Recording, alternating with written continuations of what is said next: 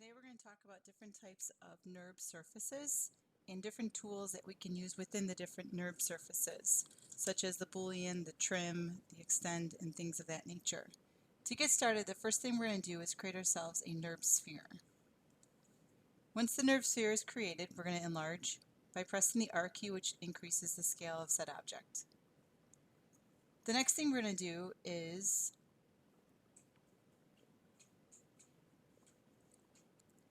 right-click on top of the object, so I'm going to press the Q key so that way that scale tool goes away. Right-click on top of the object and go to Surface Patch. When you go to Surface Patch, you're going to see various little purple dots going around the different surfaces of the Nurbs sphere. These surface patches are very similar to what you might see in a polygon when we're selecting faces, except it is a different technology, it's a different topology, and so therefore when I select the surface patch, it's different than selecting a face. That being said, with that particular surface face that I have selected, and that's the only one that I have selected, I just simply clicked on it. If you click and drag, it's going to select surface patches behind it as well. At the top of the screen, you'll notice that I'm still in the modeling drop-down list, and I'm going to go all the way to the right side where it talks about surfaces. Inside here, there's a tool that's called Duplicate Nurbs Patch. So I'm going to select that. You'll see what just happened is that it just duplicated the patch that we had selected. If you select it and move it away, it now is a separate own entity. And when we come back to the original sphere, it still exists over there. So it's just simply duplicated that one surface patch. You can do this for multiple faces.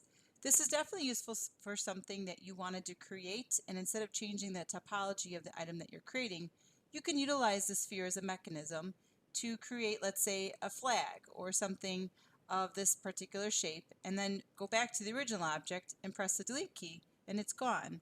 And now the new surface patch is available and it's its own entity. I do want to point out though, when you do something like this, it changes the pivot point of the object. As you can see right here, I've got the object selected in object mode, and the pivot point for that object is off to the side. If I flip over to the four-way view, you'll see this once again in these different views, that the pivot point is nowhere near the actual object itself. And you can see in all these different views. So to change that, with the object selected in object mode, we can go to Modify and then go down here to Center Pivot. When you click on Center Pivot, essentially it moves the center pivot point from off to the side, which in this case was based on the center pivot of the stage area, of the world stage area, but now it's a part of the actual object itself. You might think, well, why is it useful, or how is it useful? Well, one thing is just simply selecting the object and moving it keeps the pivot point actually on the actual object itself. In addition, let's say you wanted to rotate or enlarge the object, it's based off of this one pivot point now, the rotational axis, versus off to the side. So that's how you can go about duplicating different surface patches. I'm going to select this object and delete it. The next thing we're going to do is basically draw ourselves a shape or a curve of our choice on top of another Nurbs surface, and then we can cut it out by using what's called the trim tool. Now there's a couple ways of going about this, so here's one way. So the first thing we're going to do is that once again we're on the Curves and Surfaces shelf, come down to the plane. This is the Nurbs plane. Once again, I'm going to enlarge the Nurbs plane and increase the height of it so that way it gets it off of the ground and we can see it a little bit better. The next step that we're going to do is make the surface live. What it means to make something live is that whatever you draw on top of it will then be adhered to the actual surface itself. So let me show you what I mean. I'm going to tap into the top orthographic view. Okay, so you can see I've got my object right here. Now the next thing I'm going to do with this selected is go to Modify and Make Live. Now that the object is live, I'm going to draw on top of it. So let's choose something simple like the Curves shelf and go down to, let's just say, the Pencil tool, or you could use the EP Curve tool or CV Curve tool. All of those are fine choices. So I'm going to draw a heart. Now remember, with the heart, you want to be continuous in your stroke and not let go, because we want to make sure that all of these lines are connected. So here's the heart.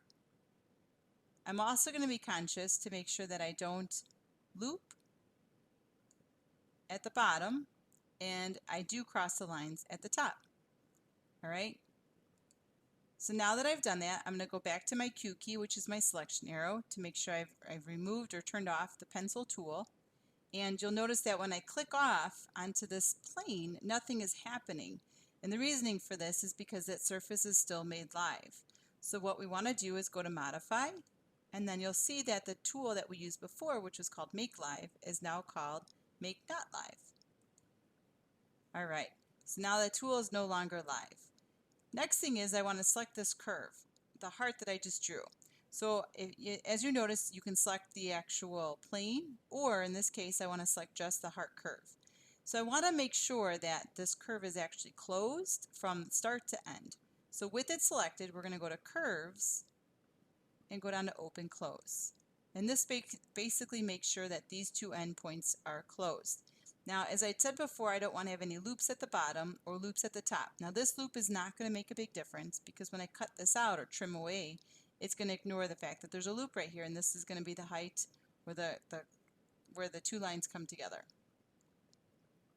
All right, next thing we're going to do is select your Nurbs plane, and then go to Surfaces, and then click on the options box next to Trim, way down here. So what you'll see inside of these options is pretty much the default, and so I'm not going to change anything, but I want to show you that the default setting is to say Keep. And so the area in which that we're seeing that I'm going to click on is going to be the Keep area. The area that I don't click on is going to be the Remove area. So in this case, I want to keep my plane and cut out the heart. However, if I wanted the heart and I didn't want the plane, I would want to select the heart and not the plane. But as I said, I'm going to keep my plane. So I've clicked out here, and you can see that all of these lines now turn solid, and then I press the Enter key. When I do this, you'll see that the heart is now cut out, and that loop at the top is no longer an issue. Let me tap back into Perspective View, and you can see what it looks like. So this is now what our polyplane looks like. And so by us utilizing the Make Live, it drew that curve right on top of the polyplane, and then when I trimmed it away, I kept the plane and removed the heart. Hopefully that made sense. A couple things to remember about this whenever you're using curves is that you always want to draw your curves, just like we use for the pencil tool, in an orthographic view. As you may recall, I tapped into the orthographic top view and I drew my curve from there. It is not advisable to draw your curves in the perspective window. Alright, so I'm going to move this off to the side a little bit. And now I am going to create another object. So for this particular one, we're actually going to create ourselves a Nurbs sphere. So insert a Nurbs sphere. I'm going to increase the size of the Nurbs sphere. And for this one, I'm going to also use the orthographic views to draw a curve. However, before I do so, I'm actually going to take this opportunity to move this sphere off to the side and off to the side. So you can clearly see that it's not located at the 0, 0, 0 quadrant, okay? As you can see over here, it's moved off to the side over here and here. I'll even move it up. All right, now when I go to draw my next curve, I'm going to eventually project my curve onto the surface, and then I'll be able to trim that way. The point of me showing you that this is not at the 0, 0 quadrant is that I'm not drawing this curve on the actual sphere. However, in order for this to work properly, I do need to draw the curve from one of the three orthographic views. Okay, so for this example, I'm actually going to click on the front view. Can move out a little bit. All right, so this one we're also going to use the pencil tool, but also you could use the EP curve tool or the CV curve tool, either way. So for this one, I'm going to do a simple little X. Okay, so I've turned on my pencil tool, and so I'm going to draw an X. But it's going to be a bubble letter because in order for me to trim something away, there has to be actual faces that we are trimming away. All right, so maybe not my best X, but nonetheless, it's an X of sorts. All right, when we're all done, press your Q key. This gets you out of the pencil tool. Next thing is, if you've clicked off or clicked on, you can see that this curve is still highlighted. So once again, ensure that that is the only thing that you're working with. So we'll select the curve. And again, we need to go to curves and go to open close. And this will ensure that the curve is definitely closed. All right, next thing we're going to do is, let me show you this really quick here, is that you can see that the X up here is nowhere near or on top of that sphere. All right, so now we're going to select that X and then shift select the sphere. We'll go to surfaces, and then we're going to go down to project curve onto surface.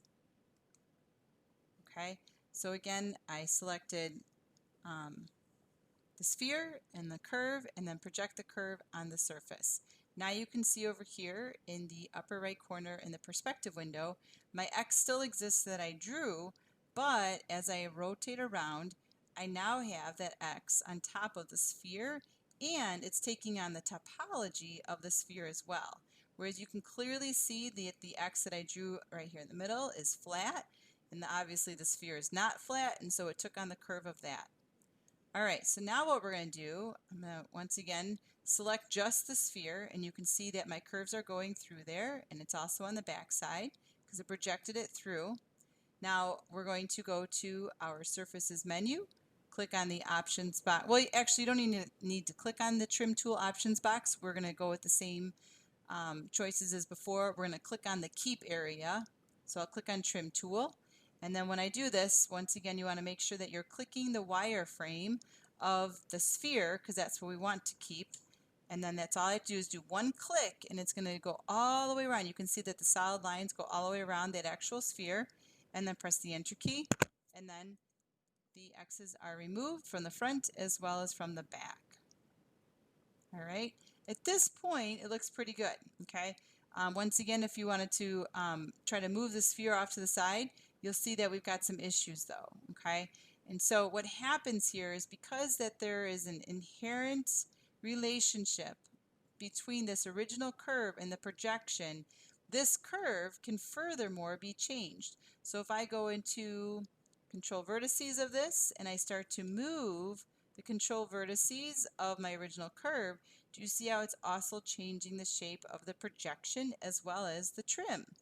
All right, so utilize this as a tool. Let's say I wanted to make it more looking like an X and not so much like whatever I have created here. Feel free to go into the control vertices and make the adjustments. Maybe you wanted this to look more like a reverse K. So again, we could move these over and flatten this side out, and then this other side will be a reverse K. That's always possible, okay? On this side, it's the correct K, haha. All right, when you're all done with this, right click and go back into object mode. Now at this point, if you select in object mode this curve and press the delete key, you've now deleted the inheritance that is projected to this sphere. So if I go to move this sphere, there is no issue with the shape of my X/K taking on when I go to adjust it like we experienced the very first time. So once you're happy with the projected shape, you want to make sure that you are in object mode and delete the curve that was projected on top of the sphere. Hopefully this was a helpful video. Take care.